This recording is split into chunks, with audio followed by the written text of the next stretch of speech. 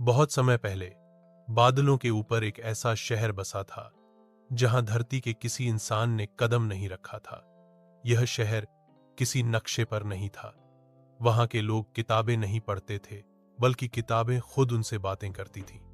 हर किताब की अपनी आत्मा होती, और जब कोई उसका नाम पुकारता तो वह हल्की रोशनी में लिपटी हवा में तैरती हुई सामने आ जाती। यह शहर बादलों के बीच ऐसे झूलता था जैसे किसी ने उसे आसमान में टांग दिया हो। एक दिन इस शहर में एक छोटी लड़की पहुंची। उसका नाम था कियारा। कियारा को किताबें पढ़ने का बेहद शौक था। उसकी अपनी दुनिया में किताबें धीरे धीरे गायब हो चुकी थीं।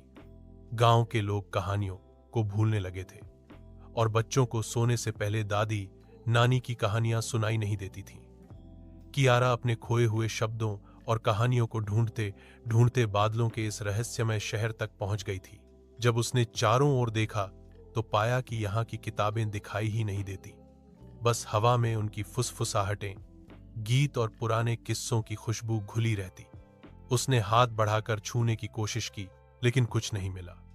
यह सब उसके लिए नया था। कियारा ने धीमे स्वर में पूछा, क्या मैं तुम्हें पढ़ नहीं सकती? किताबें हवा में गूंजती आवाज में बोली, अगर तुम सच में जानना चाहो तो हमें अपनी यादें दोगी, क्योंकि हम यादों के बदले कहानियां देते हैं। किताबों की यह बात सुनकर कियारा चुप हो गई। उसने पहली बार महसूस किया कि शब्द भी किसी की भावनाओं पर जीते हैं।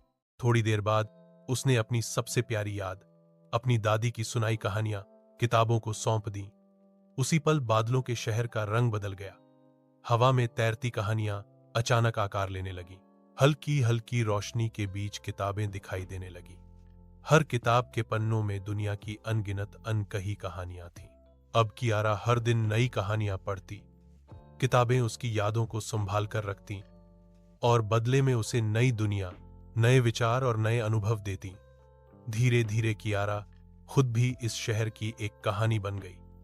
उसकी दादी की यादों से बनी कहानियां अब दूसरे बच्चों तक पहुंचने लगीं। बादलों का शहर और भी जीवंत हो गया।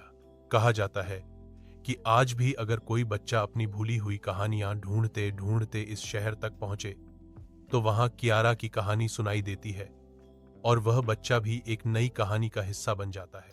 Like, subscribe, share and comment.